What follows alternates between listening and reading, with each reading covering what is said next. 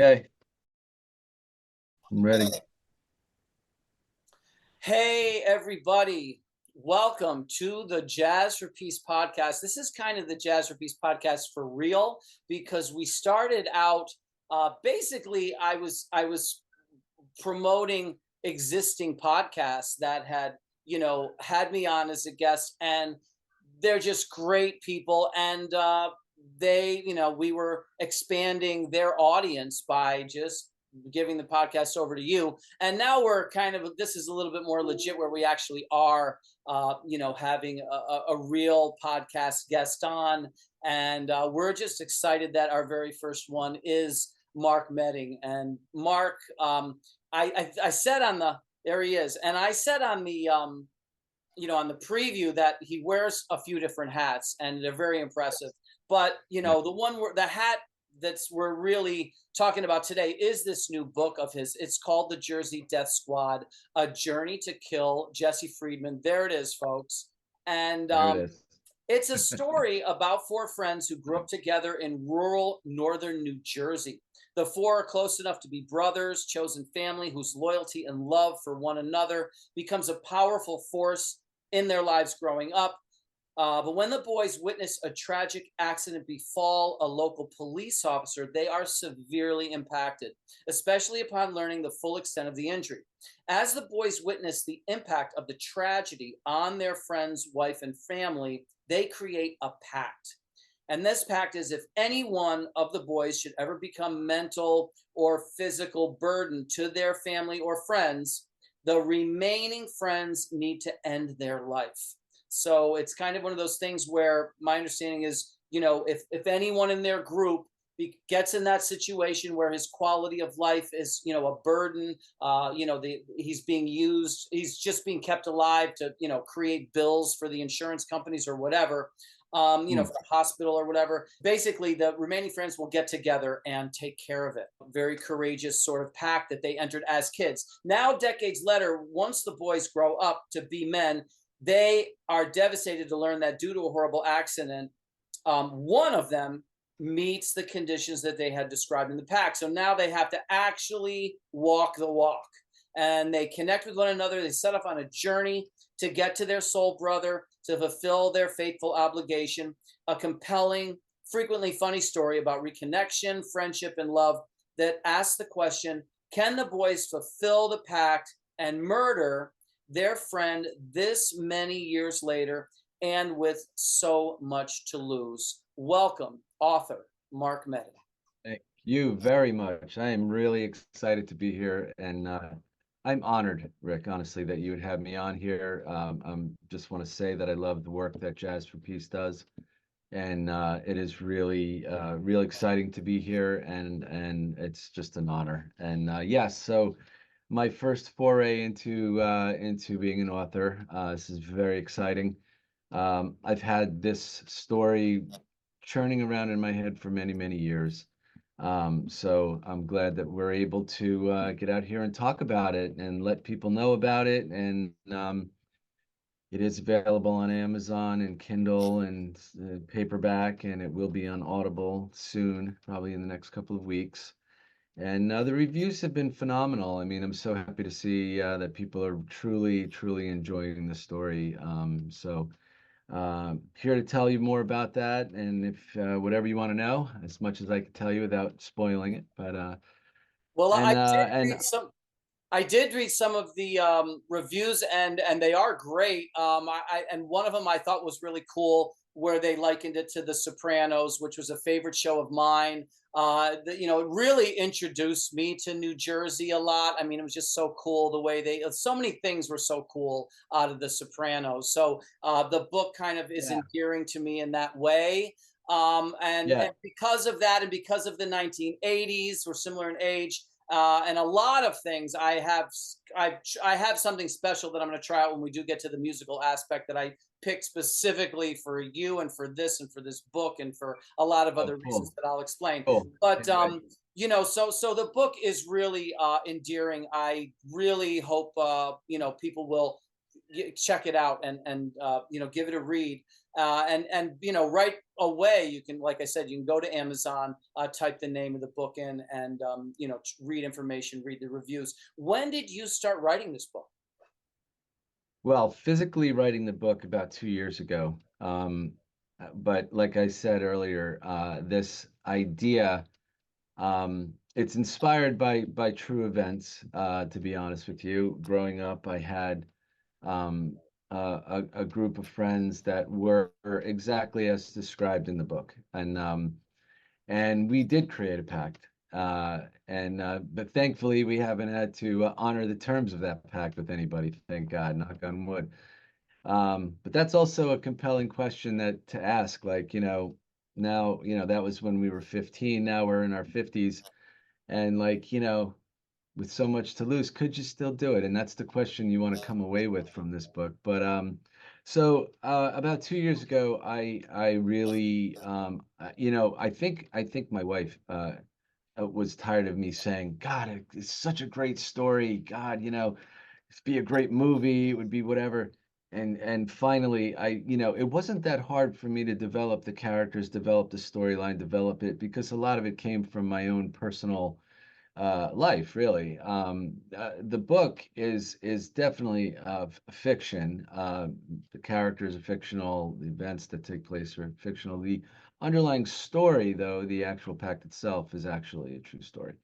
But and the friends that I had were all like that. I mean, and I know that you know in that like that time of the 70s, 80s, and probably even before that, there was no social media, there was no cell phones, there was no nothing. There was getting on your bikes and going out for the day with your friends and exploring, and maybe getting into adventures, getting into trouble maybe if you were too bored or whatever the case may be, but finding that camaraderie and that love, that true love that carried through all these years through experiences and whatnot.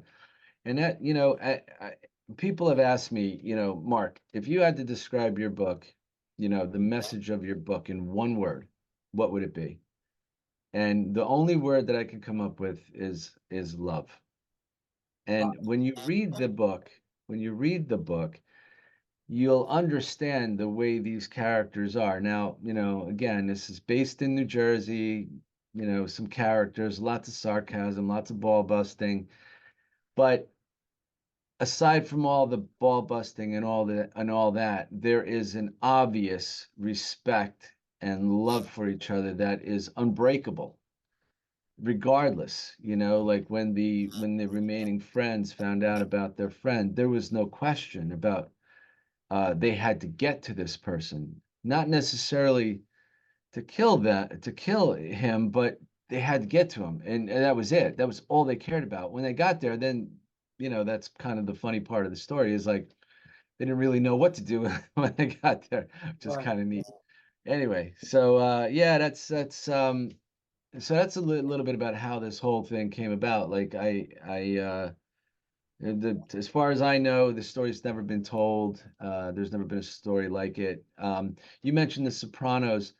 It is, and the way it's also been characterized is like, as a matter of fact, my sister characterized it this way. She said it's The Sopranos meeting The Sandlot meeting Stand By Me. Wow. Cool. Well, All in one. I mean, when I hear you talk about it, I kind of, in my heart, I feel like, okay, he's talking about a time that doesn't really exist now, but we Right. all remember it. Anyone our age, or even close to our age, or older, all of us remember that time. And now we're transitioning to another time, but are we keeping the things that are sacred to us from that time? That's what I feel. Now, what is the message that you feel you're relating to the book, and what do you hope people who read the book come away with? I think that I like I mentioned earlier, I really want people to understand the undertone of the book is really about love and respect, and but the messaging and the questions, and what I'm hoping that people will kind of will come away with is like the evolution of the relationships in the book, and them to think about the evolution of the relationships that they've had in their life. And maybe some of those relationships had to get cut loose for one reason or another. Sometimes we need to do that in life to take care of ourselves. um, and there's the themes of the book are about friendship, loyalty, tragedy, moral dilemma, all of this, that arises from a childhood pact. So it's like there's so much in there, and it's not a very long read. It's the paperback is only about 114 pages, I believe. It's a Okay. short, it's kind of a easy read from what I understand. Mm. It's very descriptive. The character is very descriptive, and there's just some funny dialogue between them. There's constant ball breaking and whatnot. So, You know, but I, they've interviewed old people. Um, now there's a lot of things where they check with people in nursing homes or hospice care all randomly now, so they can't communicate with each other in advance. They're just giving the answers from their experiences. And one of the things that came out of it was, these people before they die, they often see loved ones and relatives and friends from their childhood visit them before they pass. And these are, mm, amazing tales, and you wouldn't really believe them, except these are random people. One person is telling a story in Minnesota, not even knowing that someone gave a very similar story in a hospice care in, Jersey City, it could be. But the other thing is, a lot of them say, they ask a lot of them, what are your regrets in life or whatever, and a lot of them will say they wish they had spent more time with the types of people that you're talking about, the people they grew up with, the people they were friends with, the people that mean something to them as they go all the way through life. So mm. your book is really tapping into that. Yeah, yeah, definitely, definitely. When I speak to people in this age range, and we start to talk about growing up in that era, we there's always kind of like a glow about the conversation about the time. We didn't realize how special that time was. You don't know what you got until it's gone, right? Yeah. And I have to tell you, like that time of my life, without getting too detailed, was not the greatest. I mean, it was riddled with family drama and things of that nature. I bring that up mainly because even though I could easily look back on that time and think about that and go, oh yeah, that was a horrible time. It really wasn't. What I come away with from that time frame is the beauty and the innocence and the simplicity of life and what it was and what it represented. I mean, there was nothing like getting up in the morning, getting on your bikes, finding your friends, going to a friend's house, running around in the woods, whatever, playing games at night, flashlight tag, silly stuff like that. Like that just was, I don't know, I think about it, and it just reminds me of just being such a special time. And I think that's part of the book that I think is so relatable, is that I don't think it really stops at an age frame. I mean, I think the folks that are a little bit older, like my age, are going to relate to it. But I think it's going to be cool for the kids to see, because it's almost like, you hear about it, but when you read it in this book and you really kind of understand like what was really going on in the day to day and some of the stuff that was going on and how it flips back and forth between the time that the kids were growing up to their adult life and how it plays out. I think it's a lesson for all. I really do. I think it's neat. Well, your book really brings me to the musical piece that I've chosen just for this, and we'll see if it works. But I'll tell you why I chose it and all Wonderful. that. But just before I do, I know everyone can get this at Amazon. Is that correct? That is correct. It is the name. The title once again is The Jersey Death Squad: A Journey to Kill Jesse Freeman. and it is a dark comedy. It is a fiction book. It's an easy read, and it's got some really funny parts. But although it's got funny parts, it's a very serious kind of concept. It's Right. interesting. So I Yeah. assume it'll be available other places as we go along. But for right now, folks, just go to Amazon, type in Jersey Death Squad, Mark Medding, Meding, and you Okay. will get to this book. Check it out. I think you're going to really love it. And let's see what we can do now with the musical part, the jazz of the Jazz for Peace Yay. podcast. Now, what I did was, as Mark had told you so eloquently, the underlying message is love. The time took place was the late 70s, early 80s. So, and Jazz for Peace is known from taking something out of nowhere and then going into really into nowhere. You know what I mean? Really ending up in nowhere. And we're going to try that today. This is a song, probably one of the biggest songs of that era. And it has a lot to do with love. It has a lot to do with that time. And it also has to do with the situation we're in now, where Jazz for Peace literally has basically said the final solution is love. So let's see what happens now. For a while, till love was all we could do. We were young and we knew, and our eyes were alive. Deep inside we knew our love was true. For a while we paid no mind to the past. We knew love would last every night.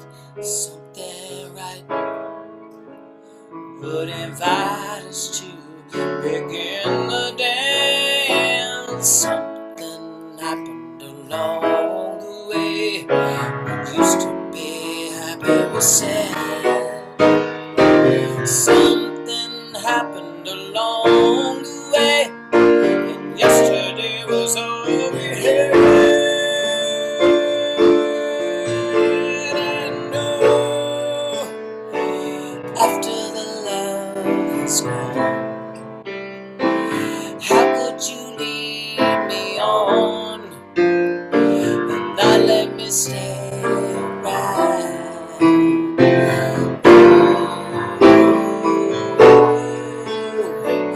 After the love is gone, what used to be right is wrong. The love that's lost but found.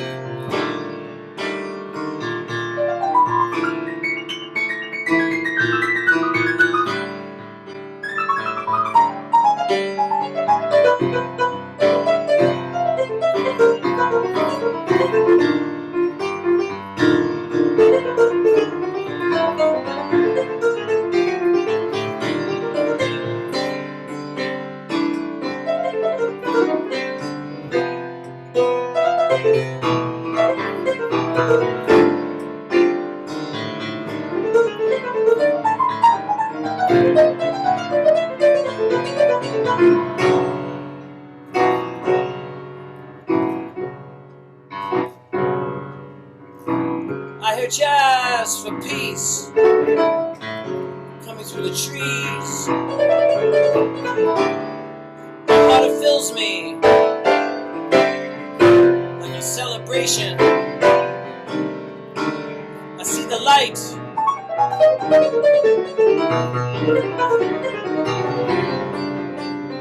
And I want to follow.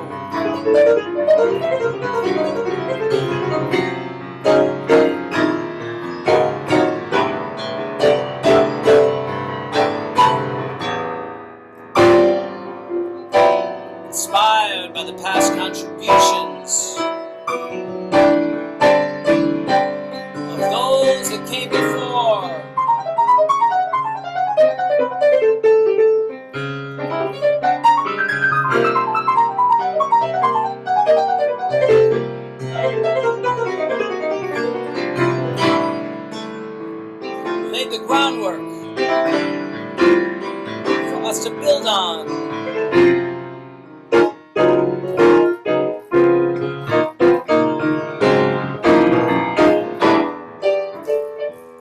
In this universal language, is a gift for all mankind.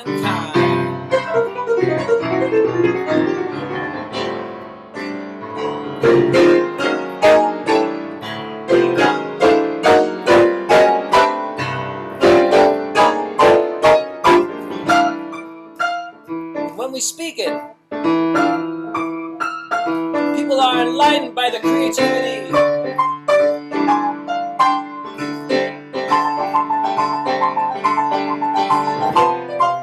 and artistry.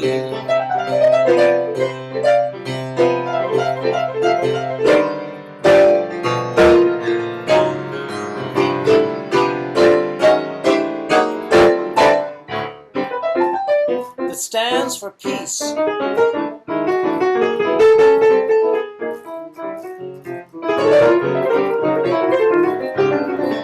love.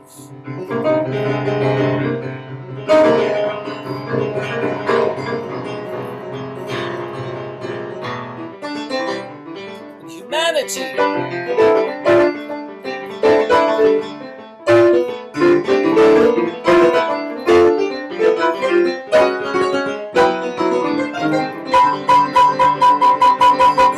An intelligence that leads to reaching potential.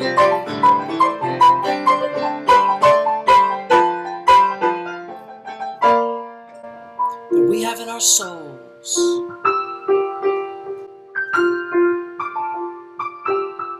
So that we can raise our total conscience.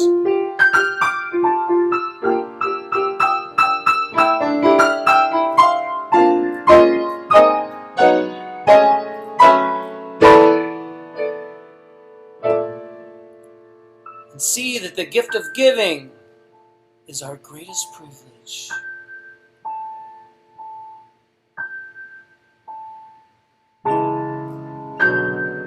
I hear jazz.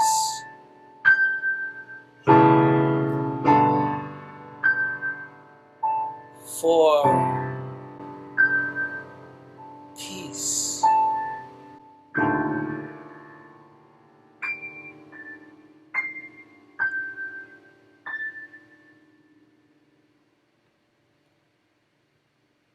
Beautiful. That was amazing.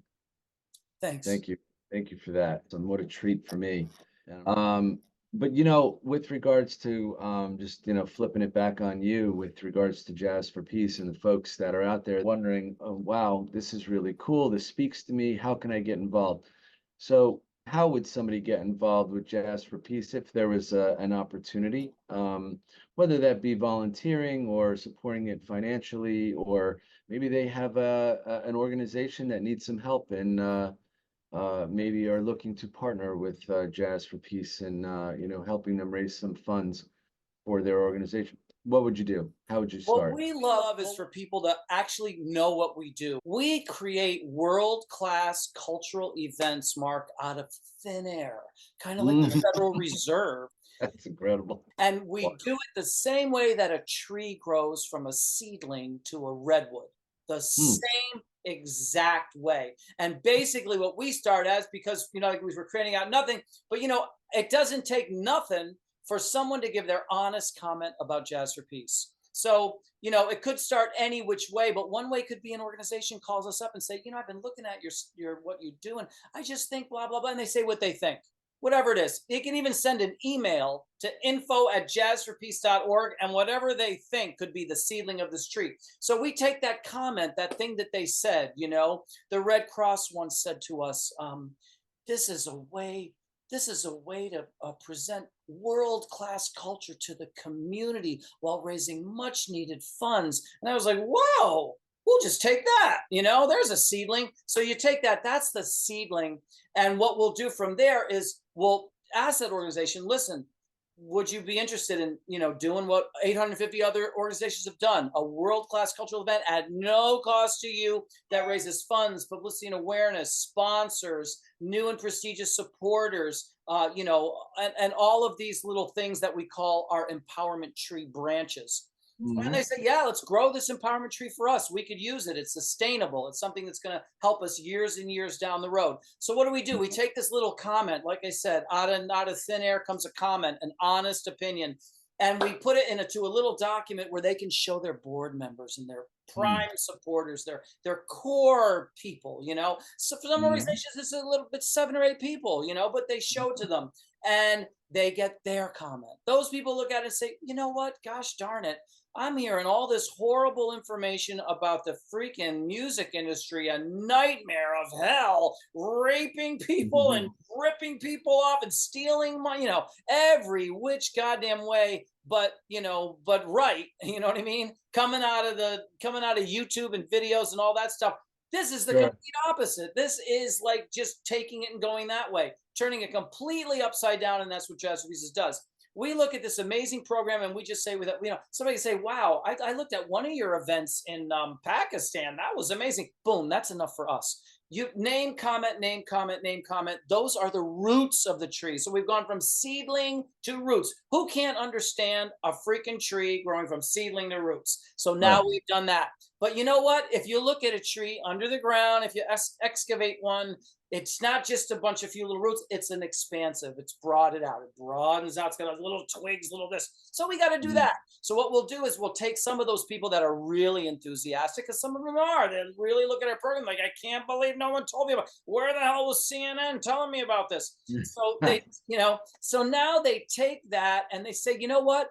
I've got friends, I've got people that I wanted to bring into this outstanding cause for the longest time. I haven't had an entry point. This event, you're telling me I can make all my friends, I'm going to be a VIP and I'm going to make my friends VIPs, and they're going to get all the swag, and basically what I was telling you off camera, the VIPs get stuff from the sponsors. You follow me? Because we have a little VIP meet and greet. They come in there. So literally our goal when we add it all up, when the VIP, walks out of that room into the concert hall, they're like, damn, I got paid to come to this thing. I didn't pay. I got paid because I Yeah. got the free, drinks. I got the free food. I got the free gifts, whatever. So you're telling me I can invite my friends that I've been wanting for the longest time to show? Yes, you can bring them in, and now they're in this VIP room, and they're really feeling the energy from this organization, and hopefully they're going to want to be on board for the long haul. That's the whole name of the game. Get people. So now we've broadened that up because they submit. We had this guy has one VIP list, right, from his comment to his supporters and board members. So that's one VIP list, like 15 people, whatever it is. But there's 5 other people now going to give him a VIP list. You see what I mean? Mm. Of So course, yeah. now you've got 15 times 5 more 15s, which is really 6 VIP lists of only 15. I'm going the smallest, by the way. I'm doing this minimal. Yeah, of We have course, yeah. people that give us I'm much VIP lists bigger. with a lot more, but just 15 each is not the end of the world, right? It's easy. Almost anyone could do this. Now you've got 6 times 15, whatever that is, right? And that's like what is that, 80, whatever that is, 85, 90, something like that. You see what I mean? It's up there. I'm not good at math, but it might be close to 100, right? But guess what, those people are all going to come accompanied, and so now you've got 180 VIPs or 200 VIPs. Hey, you've got a successful event already. You're not even above ground yet. Your event is successful. You follow me? Right. So Right. we get that money collected. Okay, because don't forget, they're going to literally get paid for this event, but they're helping us out. That's the reason they're getting that, because they're helping us Mm. confirm this event. Now we've got an organization with a confirmed event, not one of these crazy wacky deals that gets canceled halfway through. You know what I mean? Oh, Of course. you'd be Yeah. surprised, Mark, the people that get sick. Oh, my cousin got meningitis, canceled the event. You know what I mean? No, no, no. I This is a did an confirmed event event. for my cousin Vinny, right? Yeah, my cousin Vinny over there. He got stuck under his car. Any wacky reason. But I'll tell you something, Mark, there's no turning back because you get sick. The event's going on, it's already confirmed. And Yeah. that gives us what Amazing. we need, because we can't go in front of sponsors with an event, then tell them it's canceled. They'll never sponsor us again. They'll never No, of course. promise you. They'll be like, I don't want to hear from. But we go. It's a model that works. It's cookie cutter. We do the same thing every time, but we get a different result because with some organizations, for some reason, we get massive publicity. Maybe not as many sponsors. Another organization, we land a giant sponsor, and that branch is here. But so and so with the news agency doesn't give. So it's a tree, and it grows uniquely for each organization. The bottom line is at the end of this event, some amazing music has been played because people are not just coming to hear, 2 or 3 sugary hits by somebody or whatever, they're coming and really hearing something that stimulates their intellect. A world-class cultural event. They're having a great time. They're supporting a great cause. And at the end of the day, this organization has way more than they bargained for in their normal events because they're more publicized. They're better funded. They're more befriended. They're more sponsored. They're more prestigious moving forward than ever before. There are at least 7 things because there's 7 branches of the tree, but all 7 of those things, they are better. And that gives us our accomplishment, a helpful step forward. And believe me, all of this is the right direction. And all of that you're hearing on YouTube and on the news has been the wrong direction. They've been going in the wrong direction. But you know what? People maybe are starting to wake up. And with people like you who've been involved in this for a long time, it'd be an honor and a privilege just to have you on board. That if I could help you grow one empowerment tree for somebody, it would be an honor. Well, that's something that I'm definitely intrigued. I'm going to go on the record now. Someone can watch this a year ago and say nothing ever happened with those 2 guys. Rick was an idiot. But I'm just going to take a flyer here. I'm going to go on the record and say, folks, if you watch this 3 or 4 years from now, don't be surprised if something happened between this man's love for music and his experience, because you have a bunch of experience. You have experience as a musician. You have experience as a promoter. So when you put that together with our achievements, folks, look at this later and you tell me whether I was right or wrong. We'll find out. I'm going on the record here and say I'm just going to throw my hat in the ring and say I think that's interesting. Something's going to come out of that. But we'll see as people watch this podcast, down the years. They can find out if we're right or wrong. We've been right about a few things, so I get to do that sometimes. If anyone was ever wondering how a bromance begins, it's right here. You're witnessing it right here. This is the beginning of a bromance. And folks, you heard it from the horse's mouth, the outstanding Arthur Mark Medding. So I hope you really enjoyed this podcast as much as we did at Jazz for Peace. Thank you so much, everybody. Absolutely. Thanks again. Goodbye, everybody. Bye.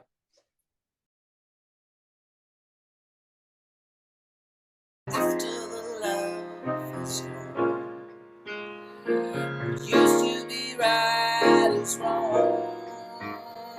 Can love that's lost be found?